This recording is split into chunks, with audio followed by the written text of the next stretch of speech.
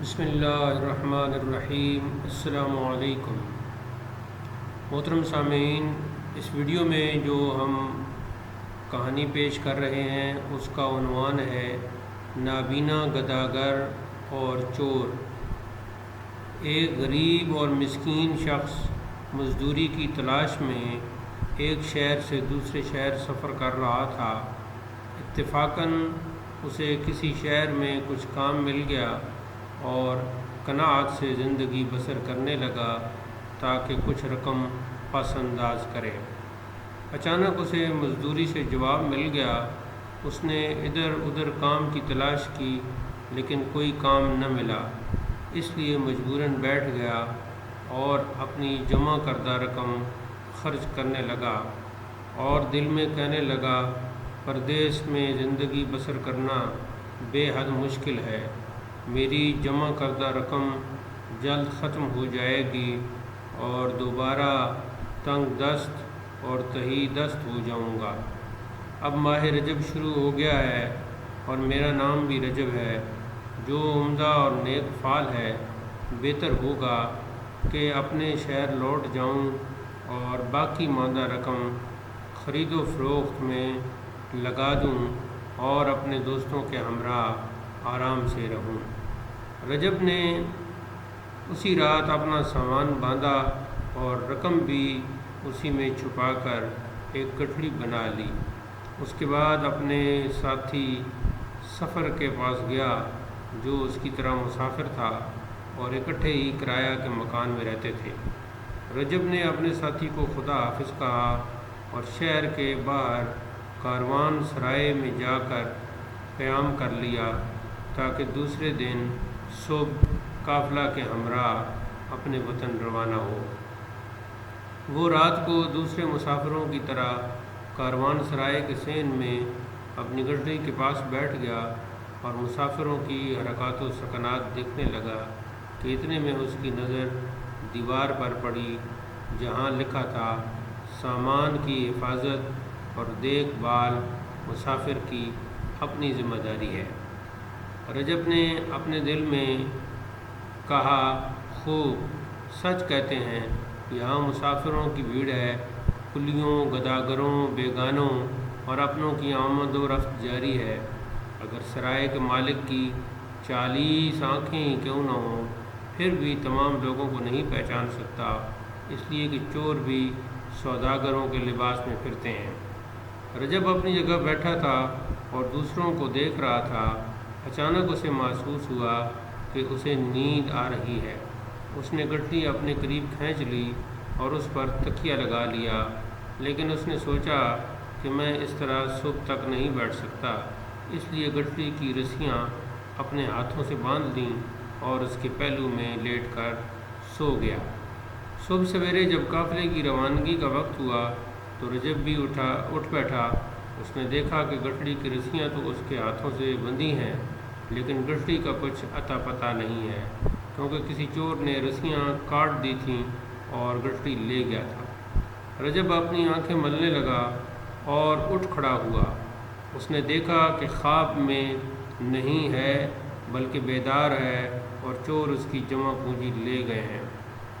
وہ ڈرا اور فریاد کرنے لگا، اے لوگو، اے لوگو، کوئی شخص میری گٹھڑی لے گیا ہے، میری رقم چلی گئی ہے، میری گٹھڑی میں 1000 درہم تھے، سرائے کا دروازہ بند کر دو، میں سب کی تلاشی لوں گا۔ بعض لوگوں نے یقین نہ کیا اور کہنے لگے، ممکن ہے یہ خود چور ہو اور چاہتا ہو کہ افراتفری پیدا کرے، لیکن جن لوگوں نے اسے رات کو دیکھا تھا انہیں یقین تھا کہ گٹھڑی چور ہی لے گئے ہیں۔ اگر کوئی شخص اسے دیکھ لیتا تو ضرور پکڑتا، لیکن سب لوگ اپنے کام اور آرام میں مصروف تھے۔ سرائے کے مالک نے بھی لکھ رکھا تھا، سامان کی حفاظت اور دیکھ بھال مسافر کی اپنی ذمہ داری ہے۔ رجب نے مسافروں کا سامان اچھی طرح دیکھ لیا لیکن گٹھڑی کا کوئی نشان نہ تھا، اس لیے اہل قافلہ کہنے لگے، اکثر ایسا اتفاق ہو جاتا ہے، اب زیادہ غم نہ کرو، رقم دوبارہ مل سکتی ہے اور سامان دوبارہ خریدا جا سکتا ہے۔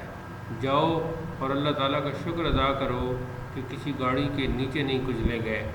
سامان کا چوری ہونا بھی ایک سبق ہے۔ اس کے بعد آپ اپنے حواس جمع رکھو گے۔ جب رقم زیادہ ہوتی ہے تو اس کی زیادہ حفاظت کی جاتی ہے۔ ہم رستہ میں تمہاری مدد کریں گے تاکہ اپنے شہر پہنچ جاؤ، لیکن رجب نے واپسی کا ارادہ ترک کر دیا تھا، اس لیے کہنے لگا، نہیں، اپنے گھر اور شہر خالی ہاتھ لوٹنا مجھے اچھا نہیں لگتا۔ میرے سفر کا پہلا قدم غلط ثابت ہوا ہے۔ میں یہیں رہوں گا تاکہ اپنی رقم تلاش کروں۔ جب قافلہ نے حرکت کی تو رجب نے دوسری مرتبہ اہل قافلہ کا ساز و سامان دیکھا، لیکن اس کی گٹھڑی کا کوئی نشان نہ تھا، اس لیے اکتا گیا، لیکن اللہ تعالیٰ کی رضا کے لیے انہیں خدا حافظ کہا۔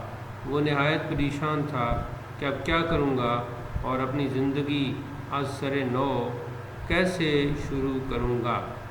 رجب شہر کی طرف لوٹا، لیکن اس کا دل نہ چاہتا تھا کہ اپنی جائے رہائش پر لوٹے۔ وہ اپنے دوستوں کو کل رات خدا حافظ کہہ چکا تھا۔ وہ سوچ رہا تھا کہ میں انہیں کس منہ سے کہوں گا کہ اپنی منزل پر گٹھڑی کی حفاظت نہیں کر سکا اور میری ایک عرصہ کی کمائی ضائع ہو گئی ہے۔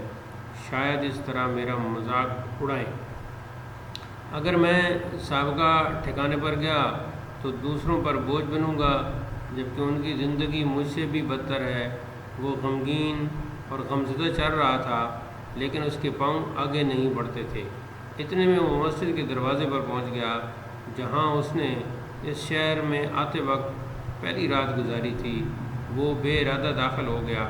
وہ تھکا ماندہ تھا، اس لیے ایک پھٹی پرانی چٹائی پر بیٹھ گیا جو ایک کونے میں پڑی تھی۔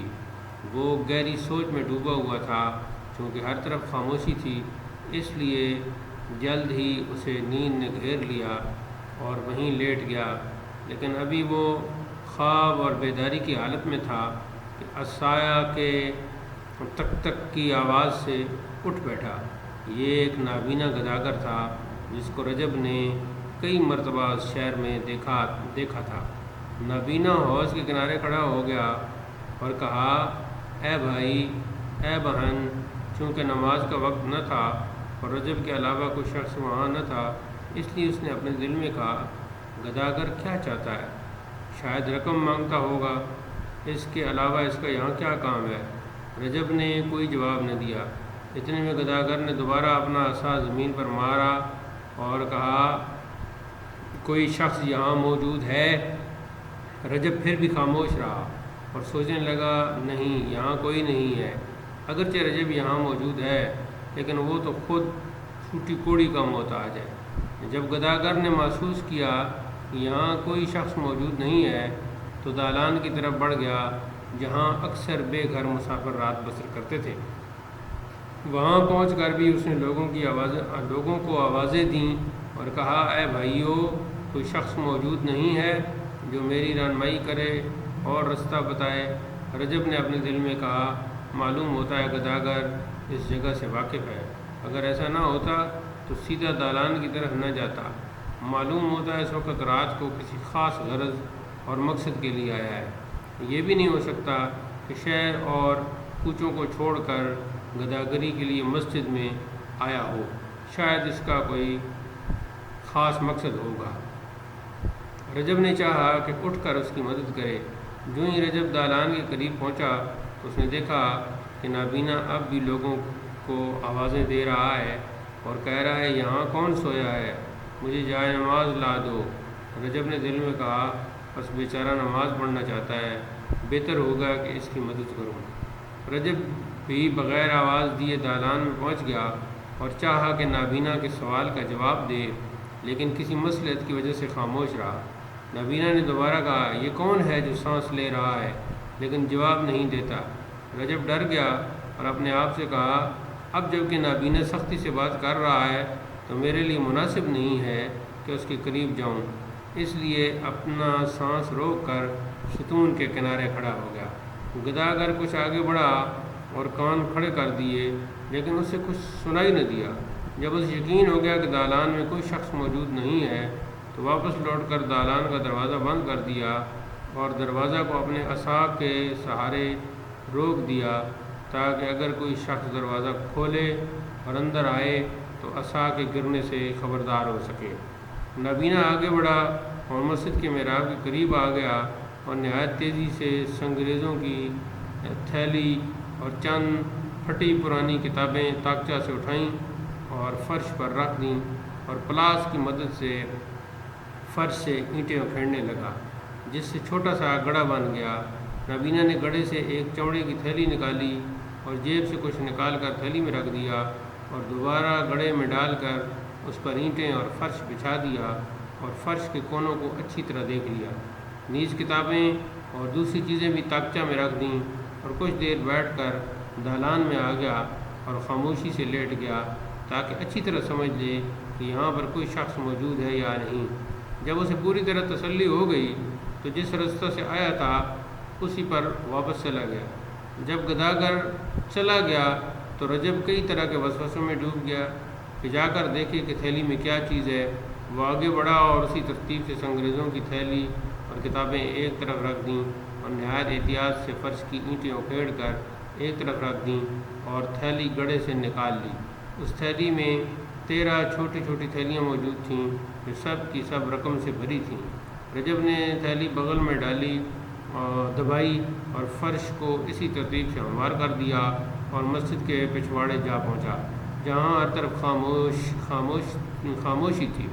اس نے رقم گنی تو دیکھا کہ اس میں 1300 دینار موجود ہیں، اس لیے کہنے لگا یہ رقم تو میرے اثاثہ کے عین مطابق ہے جو چور لے گیا ہے۔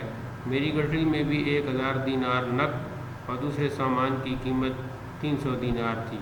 رجب سوچنے لگا کہ اللہ تعالیٰ نے مجھ پر رحم کیا ہے اور اس رحمت کے فرشتہ کے ذریعے میری رقم واپس مل گئی ہے، لیکن نہیں، اگر یہ گداگر غیبی فرشتہ ہوتا تو اسے فرش میں دفن نہ کرتا بلکہ مجھے آواز دیتا اور کہتا آؤ رجب یہ رقم لے لو۔ ہاں، اب مجھے کیا کرنا چاہیے؟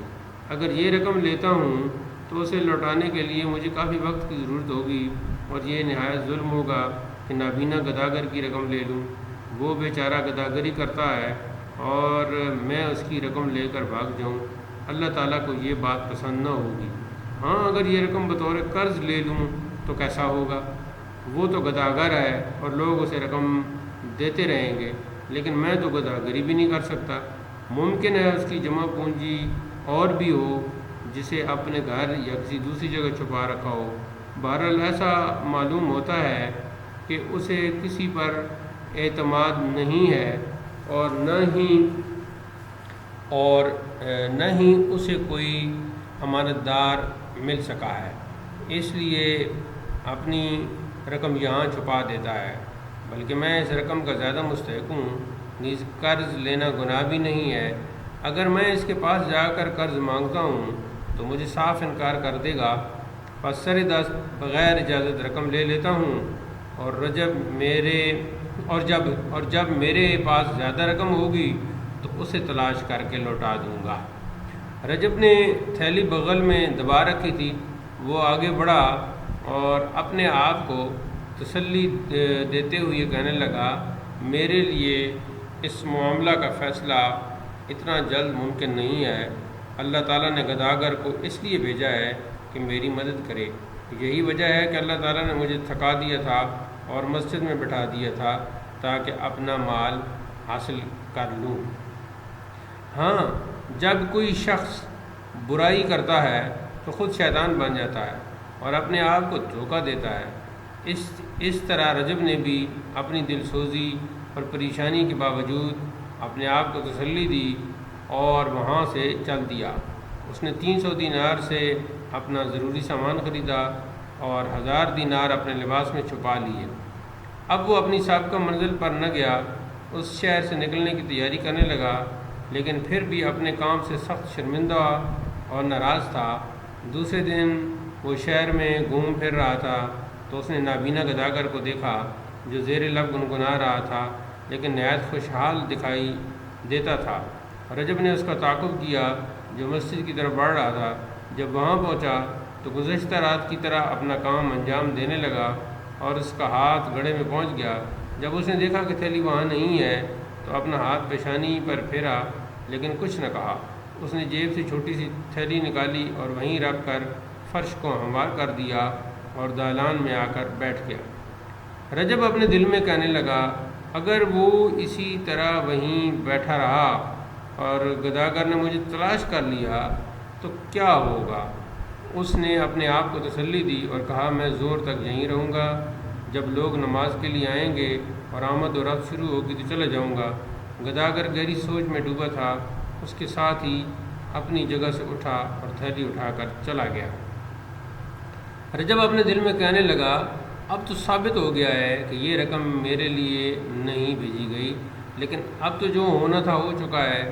جب یہ گداگر روزانہ اتنی رقم کا مالک بنتا ہے تو اس رقم کی چندہ ضرورت بھی نہیں ہے۔ اگر اللہ تعالیٰ کو منظور ہوا تو ایک دن اس کی رقم لوٹا دوں گا اور اپنا حساب صاف کر لوں گا۔ اب رجب مسافر تھا، اس لیے اگلے دن ایک قافلے کے ہمراہ اپنے شہر لوٹ گیا۔ اس نے مفت حاصل کی رقم تجارت میں لگا دی اور پھیری میں مال و اسباب بھیجنے لگا۔ جب اس کا کام چل نکلا تو ایک دکان لے لی اور گندم کی خرید و فروخت کرنے لگا۔ اس کی تجارت پھیلنے پھولنے لگی اور بہت جلد مالدار بن گیا۔ 2 سال کے بعد قافلہ کے ہمراہ مکہ گیا اور حاجی رجب بن گیا۔ اب اس نے ارادہ کر لیا کہ گداگر کو تلاش کرے اور بے اجازت لی ہوئی رقم واپس کر دے اور اس سے معافی مانگے۔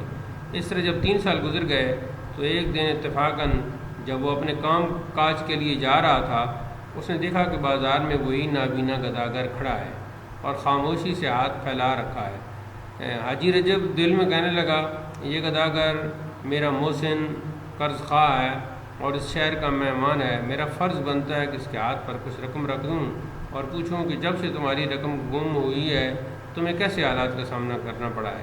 اگر میں نے اپنا قرض ابھی اسے واپس کر دیا تو خوش ہوگا، ممکن ہے اسے رقم کی ضرورت بھی ہو۔ حاجی رجب اپنے آپ سے کہنے لگا، جب لوگ کسی کے مقروض ہوتے ہیں تو خوش نہیں رہتے، لیکن خود پسندی اور غرور انہیں مجبور کرتے ہیں اور سمجھتے ہیں کہ ہمارے قرض خواہ کو رقم کی ضرورت نہیں ہے، اس لیے قرض کی ادائیگی میں تاخیر کرتے ہیں۔ بہرحال حاجی رجب آگے بڑھا اور نابینا کے ہاتھ میں ایک سکہ رکھ دیا اور سوچنے لگا، جب میں اس سے اصل موضوع پر بات کروں گا تو لازمی طور پر خوش ہوگا اور کہے گا، نہیں جناب، میری رقم واپس نہیں ملی۔ اللہ تعالیٰ چور پر لعنت بھیجے اور اس قسم کی دوسری نفرتوں کا اظہار کرے گا۔ اس کے بعد پوچھوں گا کہ تمہاری رقم کتنی تھی جو چرائی گئی ہے۔ جب وہ اپنی داستان بیان کرے گا تو میں بھی کہہ دوں گا، خوب، اب اسے لعنت ملامت نہ کرو، شاید چور کا علم ہو جائے۔ اگر چاہو تو تمہارے دل کی پریشانی دور کرنے کے لیے تیار ہوں اور اسی اندازے کے مطابق تمہیں رقم دے سکتا ہوں۔ مجھے نیک دل سمجھتے ہوئے قبول کر لو اور میں بھی آسودہ خاطر ہو جاؤں گا۔ حاجی رجب اپنے خیال کے مطابق شرعی جواز ڈھونڈ رہا تھا، اس لیے گداگر سے پوچھنے لگا، میں نے سنا چند سال قبل تمہاری رقم گم ہو گئی تھی، کیا مل گئی تھی؟ لیکن گداگر نے حاجی رجب کے اندازہ کے مطابق گفتگو نہ کی اور حاجی رجب کی باتیں سنتے ہی اس کا ہاتھ پکڑ لیا اور فریاد کرتے ہوئے کہنے لگا، اے چور، اے چور، اے لوگوں میری مدد کرو، میں نے چور تلاش کر لیا ہے، آؤ میری مدد کرو، اس شخص نے میری رقم چرائی ہے۔ گداگر کے شور و غل سے کئی لوگ جمع ہو گئے اور حاجی رجب پریشان ہو کر کہنے لگا، اے شریف آدمی، خواہ مخواہ کیوں تہمت لگا رہے ہو؟ میں تمہارا حال احوال پوچھ رہا تھا۔ اگر واقعی تمہاری کوئی چیز گم ہوئی ہے تو میں اس کی تلافی کے لیے تیار ہوں، لیکن تم تو مجھ پر جھوٹا الزام لگا رہے ہو۔ میں تمہاری رقم کے چور کو نہیں پہچانتا، میں نے صرف یہی سنا تھا کہ تمہاری رقم گم ہوئی ہے، اس کے علاوہ مجھے کسی چیز کا علم نہیں ہے۔ ہاں، اب مجھے بتاؤ کہ تمہاری رقم کتنی تھی؟ لیکن رونے دھونے اور چلانے کا تو کوئی فائدہ نہیں ہے، کیا تم اپنی بھلائی نہیں چاہتے؟ گداگر نے اپنی آواز بھی بلند کر دی اور کہا، میری رقم کے چور تم ہو۔ اے لوگوں میری مدد کرو، مجھے رقم کی چندہ ضرورت نہیں ہے، لیکن میری خواہش ہے کہ اس بے انصاف چور کو قاضی کے ہاں لے جاؤں اور اس سے مدد مانگوں۔ سپاہی کو بلاؤ، داروغہ کو اطلاع دو، مجھے قاضی کی عدالت تک لے جاؤ، جب تک میرا مقصد حاصل نہیں ہوتا اس چور کو معاف نہ کروں گا۔ اس دوران کئی لوگ جمع ہو گئے تھے جو کہہ رہے تھے، ممکن ہے اس گداگر کو شبہ ہوا ہو، بہرحال حقیقت معلوم ہو جائے گی۔ اس کے بعد حاجی رجب سے کہنے لگے، تو فکر نہ کرو، یہ گداگر اس شہر کا باشندہ نہیں ہے بلکہ مسافر ہے اور 2-3 دن سے یہاں آیا ہے، ممکن ہے اسے دھوکہ ہوا ہو، اس لیے اسے زیادہ پریشان نہ کرو۔ اگر قاضی کے ہاں جاؤ گے تو تمہیں ضمانت پر رہا کر دیا جائے گا۔ سپاہی اور داروغہ کو اطلاع دے دی گئی۔ سپاہی آئے اور نابینا گداگر اور حاجی رجب کو داروغہ کے پاس لے گئے۔ گداگر نے کہا 3 سال قبل میری رقم چرائی گئی ہے، اب میں نے چور پکڑ لیا ہے اور آپ کے سامنے ہے، اس لیے بہتر ہوگا کہ اسے قاضی کے ہاں لے جاؤں اور اپنا مقدمہ ثابت کروں۔ حاجی رجب کہنے لگا خواہ مخواہ مجھ پر الزام لگایا جا رہا ہے، میں چاہتا تھا کہ اس کی مدد کروں، اس لیے میں نے سن رکھا تھا کہ اس کی رقم گم ہوئی ہے۔ میری خواہش ہے کہ معاذ اللہ تعالیٰ کی رضا کے لیے اس کی پریشانی دور کروں۔ مجھے کیا معلوم تھا کہ مجھ سے الجھ پڑے گا، تہمت لگائے گا اور میری عزت برباد کرے گا۔ اس شہر میں میرا اچھا خاصا کاروبار ہے، مجھے چوری کی کیا ضرورت ہے؟ بہتر ہوگا کہ قاضی کے پاس جائیں، مجھے بھی اس شخص سے شکایت ہے۔ مسخرہ بازی نہیں ہے، کیا گداگر کی امداد کرنا گناہ تو نہیں ہے؟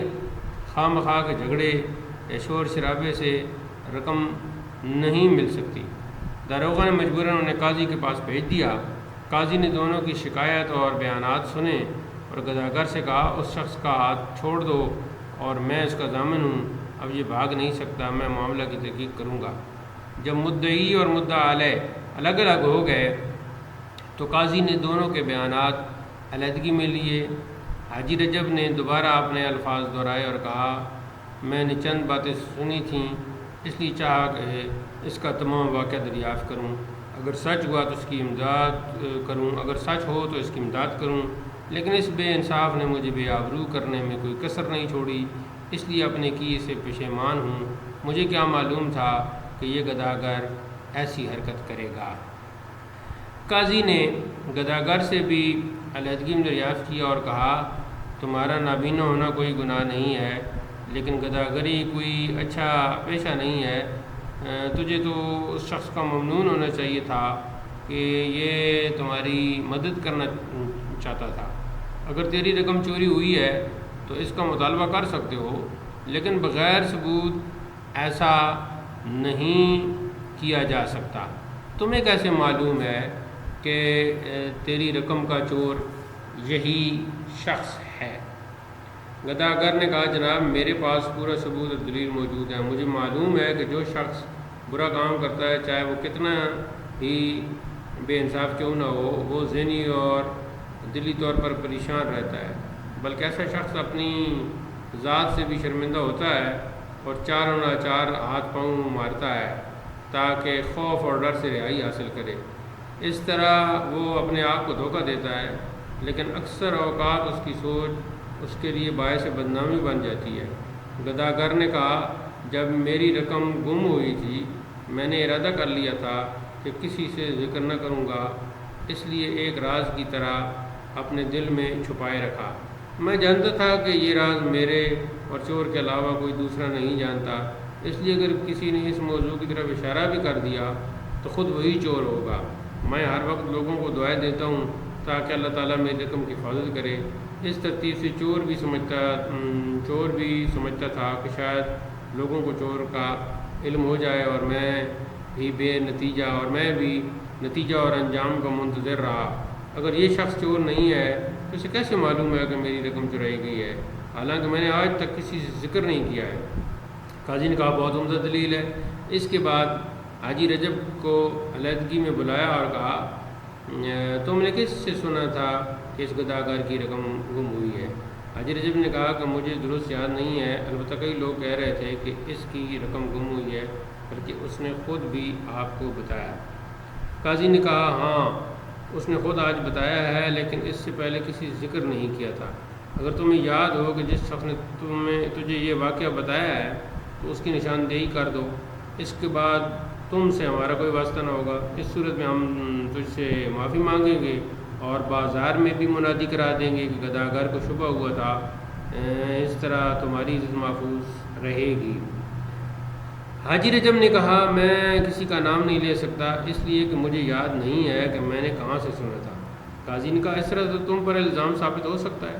اب اس کے حل کی دو صورتیں ہیں، یا تو تجھے نظر بند رکھا جائے تاکہ معاملہ صاف ہو سکے، لیکن تمہاری نظر بندی سے شور و غوغا ہر طرف پھیل جائے گا جو تمہارے لیے باعث بدنامی ہوگا۔ ہاں، ایک دوسری صورت بھی ہے کہ تم جو کچھ جانتے ہو اس کا اعتراف کرو اور ہمیں چور کا اتا پتہ بتا دو تاکہ ہم معاملہ کی تہہ تک پہنچ سکیں اور رقم بھی اس کے مالک کو واپس مل جائے۔ بہرحال تمہاری بہتری اسی میں ہے کہ چور کی تلاش میں ہماری مدد کرو۔ حاجی رجب نے کچھ سوچا اور قاضی سے کہا، میں دیکھ رہا ہوں کہ کام مشکل بنتا جا رہا ہے، اب جب کہ معاملہ یہاں تک پہنچ گیا ہے تو سچائی سے بہتر کوئی چیز نہیں ہے۔ میری زندگی کی داستان یہ ہے کہ میں نے مسجد سے اس دن رقم اٹھائی تھی، اس لیے کہ میں اپنے آپ کو مستحق سمجھتا تھا اور سمجھتا تھا کہ رقم قرض کے طور پر لی ہے۔ آج بھی میرا ارادہ بھلائی کا تھا اور چاہتا تھا کہ اپنے فعل کی تلافی کروں اور حلال کروں، لیکن مجھے اتنا معلوم نہ تھا کہ معاملہ یہاں تک پہنچ جائے گا۔ اب آپ جو حکم دیں مجھے منظور ہے۔ گداگر کی رقم 1300 دینار تھی، اب میں 1500 دینار دینے کے لیے تیار ہوں تاکہ معاملہ دب جائے اور میری عزت بھی بچی رہے۔ قاضی نے کہا، بارک اللہ، ہمیشہ نجات سچائی میں ہوتی ہے، اب اپنی بات مختصر کرو، اس لیے ہمارے بھی کئی کام ہیں۔ حاجی رجب سے 1500 دینار لیے گئے تاکہ گداگر کو دی جائیں، لیکن گداگر کہنے لگا، یہاں تک تو کام درست ہو گیا ہے۔ انہوں نے کہا، بہت خوب، یہ رقم لے لو اور یہاں دستخط کر دو یا انگوٹھا لگا دو۔ گداگر نے کہا، یہ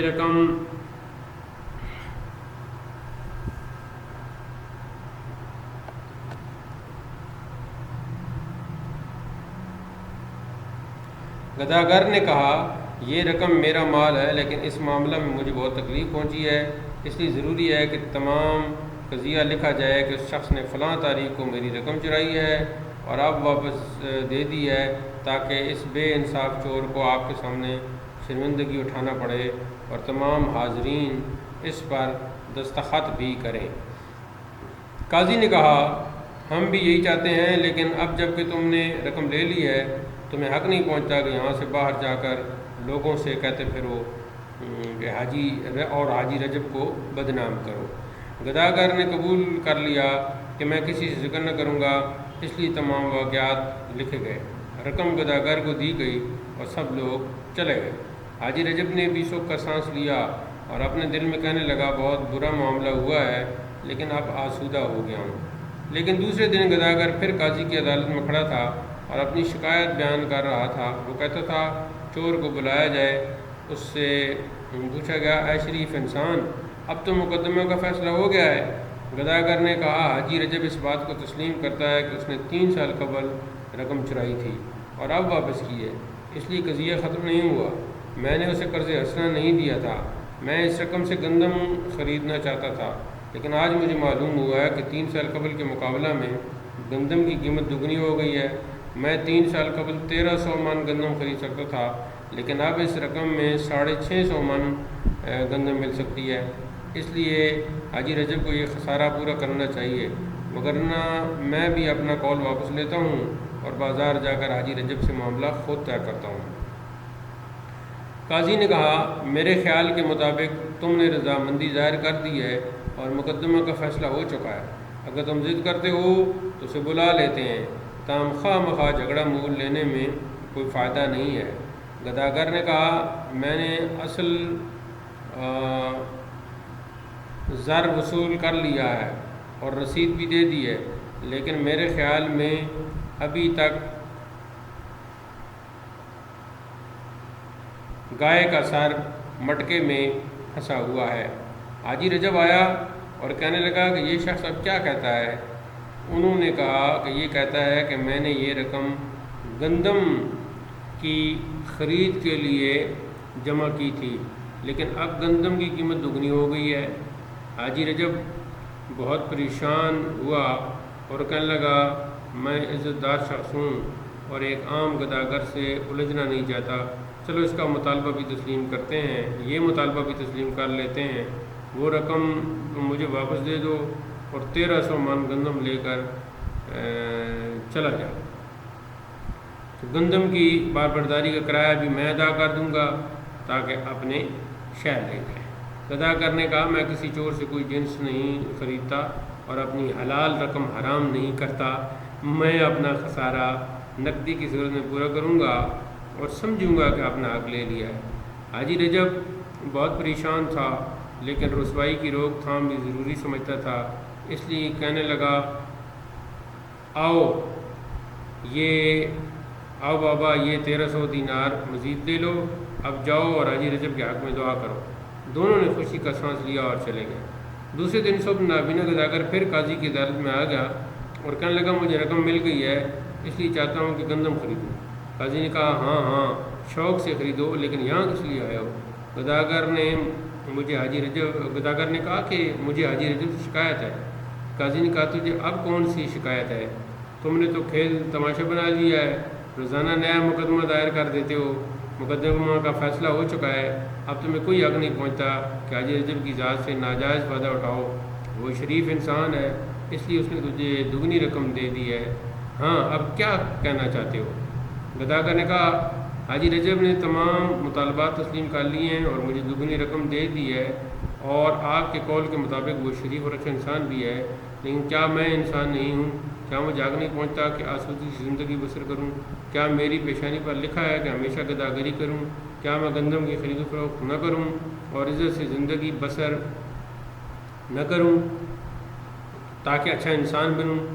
اس سے کہا گیا کیوں نہیں، تمہیں بھی حق حاصل ہے، ہم بھی چاہتے ہیں کہ تجھے یہی باتیں کہیں کہ گداگری نامناسب اور غیر شرعی پیشہ ہے، اس سے سوائے سستی اور بے شرمی کی کچھ حاصل نہیں ہوتا، بلکہ صحت مند لوگوں کو اس پیشے سے جرمانہ بھی کیا جاتا ہے۔ ہاں تجھے اپنی رقم مل گئی ہے، جاؤ اور اپنے کام میں لگ جاؤ اور گداگری نہ کرو، اب حاجی رجب سے تمہیں کیا لینا ہے؟ گداگر نے کہا یہی حاجی رجب میری بدبختی کا سبب بنا ہے، میں 3 سال قبل چاہتا تھا کہ گداگری سے اپنا ہاتھ کھینچ لوں اور گندم فروشی کروں، لیکن یہ بے انصاف چور میری جمع پونجی لے گیا، اس لیے مجھے مجبوراً مزید 3 سال گداگری کرنا پڑی۔ اس دوران کئی تکالیف کا سامنا کرتا رہا اور چور کی گرفتاری کی فکر میں مبتلا رہا۔ ہاں جناب قاضی، میں 3 سال تمام لوگوں سے بدظن رہا، اس طرح میرے عمر کے 3 قیمتی سال تباہ ہو گئے ہیں۔ میں نے حاجی رجب سے کوئی برائی نہیں کی، لیکن اس نے تو مجھ سے برائی کی ہے۔ بے شک اس نے میری رقم لوٹا دی ہے، لیکن میری عمر کے 3 سال نہیں لوٹائے، میرے 3 سالوں کی پریشانی کی تلافی نہیں کی۔ اس نے میرے 3 سالوں کی بے خوابی اور پریشان حالی کا کوئی علاج نہیں کیا، بلکہ 3 سال کی گداگری کا بوجھ میری گردن پر ڈال دیا۔ جناب قاضی، اب میں اپنے 3 سالوں کے غیر معقول اور غیر شرعی کاموں کے جرمانہ کا دعویٰ کرتا ہوں۔ میں چاہتا ہوں کہ میرا یہ خسارہ پورا کیا جائے اور یہ خسارہ حاجی رجب ادا کرے یا میری عمر کے 3 سال مجھے لوٹا دے۔ قاضی اور اس کے ساتھی ہنسنے لگے اور حاجی رجب کو حاضر ہونے کا حکم دیا۔ قاضی اور اس کے ساتھیوں نے حاجی رجب سے کہا دیکھو گداگر کی باتیں تمہارے خیال میں درست ہیں یا نہیں؟ حاجی رجب کو ایک طرف اپنی عزت کا خطرہ محسوس ہو رہا تھا اور دوسری طرف جواب دینے کے لیے اس کے پاس الفاظ نہ تھے، اس لیے مجبوراً کہنے لگا گداگر کی باتیں درست ہیں۔ اس لیے گداگر سے کہنے لگا جناب محترم، چھلکے اور کھال اتار کر صاف صاف کہو کہ اب کتنی رقم کے عوض اپنی رضامندی کا اظہار کرو گے تاکہ میرا پیچھا نہ کرو اور اپنے کام میں مشغول ہو جاؤ۔ گداگر نے کہا تو نے میری رقم چرائی اور مجھے سوائے گداگر کے کہیں کا نہ چھوڑا، بلکہ تم اس رقم کی بدولت اس مرتبہ پر پہنچ گئے۔ اگر تم سچ پوچھتے ہو تو سرمایہ میرا تھا اور کام تم نے کیا۔ اگر تمہارا اثاثہ آدھا آدھا بانٹ لیں تو میں بھی تمہاری طرح مالدار بن سکتا ہوں۔ حاجی رجب نے کہا اب تم خود ہی دیکھ رہے ہو کتنے بے انصاف انسان ہو۔ گداگر نے کہا بے انصاف تو تم خود ہو کہ ایک نابینا گداگر کی رقم چرا لی۔ میں اس دن تمہارے لیے رحمت کا فرشتہ تھا، لیکن اب عذاب کا فرشتہ ہوں۔ اگر تو نے اس دن برائی نہ کی ہوتی تو آج گرفتار نہ ہوتے۔ اگر میں غلط کہہ رہا ہوں تو میری بات کی تردید کر دو، وگرنہ میرا حق ادا کرو، یا پھر اب بھی ہو سکتا ہے کہ میری زندگی کے 3 سال مجھے لوٹا دو تاکہ جوان تر بن کر اپنے کام کاج کے لیے جاؤں اور اب اپنی رقم سے تجارت کروں۔ حاجی رجب نہایت پریشان تھا کہ اس بد مزاج گداگر سے کیا کہے۔ اس نے سوچا اور کہا میں نے جس دن تمہاری رقم اٹھائی تھی میں تجھ سے بھی زیادہ بے یار و مددگار اور مستحق تھا۔ میری رقم قافلہ سرائے میں چرا لی گئی تھی جو 1300 دینار تھی، اس لیے اس حادثہ نے مجھے اس کام پر مجبور کر دیا اور تمہاری رقم بطور قرض لے لی۔ لیکن اب تمہاری باتیں درست نہیں ہیں، میں تمہیں جوان نہیں بنا سکتا اور نہ ہی اپنا نصف سرمایہ تمہارے حوالے کر سکتا ہوں۔ اگر میں نے اس دن برائی کی ہے تو تم آج برائی کر رہے ہو۔ ہاں، میں اپنی برائی سے پشیمان ہوں، اس لیے کہ تم بھی بے انصافی نہ کرو۔ البتہ اس بات کے لیے میں تیار ہوں کہ تمہاری خوشحالی کے لیے ہمارے پاس جو کچھ موجود ہے ایک دوسرے کے اوپر رکھ دیں اور شراکت میں کام شروع کر دیں۔ تو نے گداگری کی ہے اور میں نے چوری کی ہے، ہم دونوں کا کام ایک دوسرے سے ملتا جلتا ہے۔ شاید تم اکیلے گندم فروشی نہ کر سکو گے، لیکن میں یہ کام کر سکتا ہوں۔ اگر ہم دونوں اچھے انسان بن کر رہیں تو ہماری خوب گزرے گی۔ ہاں، یہ تو تم نے نہیں بتایا کہ تمہارا نام کیا ہے؟ گداگر نے کہا، شعبان۔ حاجی رجب نے کہا، بہت خوب، میں رجب ہوں۔ ہمارے پاس جو کچھ ہے اکٹھا ملا لیتے ہیں اور اپنا تجارتی نام رجب اور شعبان گندم فروش رکھ لیتے ہیں۔ کیا اب راضی ہو؟ گداگر نے کہا، اب ایک چیز باقی رہ گئی ہے،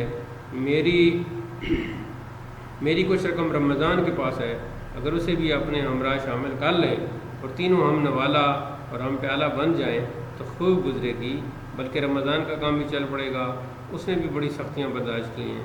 رجب نے پوچھا، یہ رمضان کون ہے؟ گداگر نے کہا، رمضان وہی شخص ہے جس نے تمہاری رقم اور گٹھڑی قافلہ سرائے میں چرائی تھی، بلکہ اس نے بھی تمہارے خیال کے مطابق وہ رقم بطور قرض لی تھی۔ کیونکہ رمضان میرا واقف کار تھا، اس نے اسی رات مجھے تمام واقعہ بتا دیا تھا اور مجھے اس کی راست گوئی بہت پسند آئی، لیکن میں نے اپنی رقم کے گم ہونے کی داستان کسی سے نہیں بتائی تھی۔ البتہ کچھ عرصہ تک مسجد کے خادم سے بدظن رہا اور کئی مرتبہ اس کا امتحان بھی لیا، لیکن اس کا کوئی گناہ ثابت نہ ہوا۔ میں نے اس کے بعد بھی کئی مرتبہ اپنی رقم وہاں رکھی، لیکن گم نہ ہوئی، اس لیے سمجھ گیا کہ یہ اس کا کام نہیں ہے۔ اب رمضان بھی اس شہر میں موجود ہے، اس نے بھی تمہاری رقم الگ رکھی ہے اور اس شہر میں تمہاری تلاش میں آیا ہے، بلکہ میں تو سمجھتا ہوں کہ رمضان تو اس سے بہتر ہے کہ تم نے میری تلاش میں ایک قدم بھی نہیں اٹھایا۔ میں بھی اس کے ہمراہ اس لیے آیا تھا کہ خدا کرے اپنی تھیلی تلاش کر لوں۔ اب جب کہ تو نے قافلہ سرائے میں اپنے اثاثہ کے گم ہونے کا بتایا تو میرے دل میں خیال پیدا ہوا کہ دروازہ کے تختے کس خوبصورتی سے آپس میں جڑے ہوئے ہیں۔ اسی طرح ہم 3 افراد بھی اکٹھے مل کر کھائیں گے، پئیں گے اور تجارت کریں گے۔ حاجی رجب نے کچھ سوچا اور کہا، اچھی تجویز ہے، میں نے اپنی رقم اسے بخش دی ہے، اب آؤ تاکہ رمضان کے پاس چلیں۔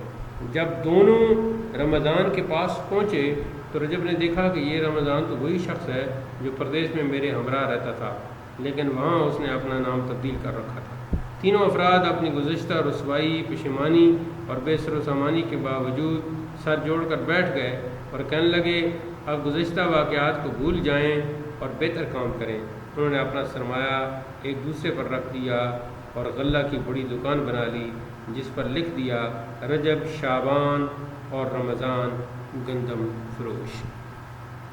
محترم سامعین، آپ سے گزارش ہے کہ ویڈیو کو لائک کریں، شیئر کریں اور چینل کو سبسکرائب کریں۔ انشاءاللہ اگلی کسی کہانی میں ایک نئی ویڈیو کے ساتھ آپ سے ملاقات ہوگی۔ السلام علیکم ورحمۃ اللہ۔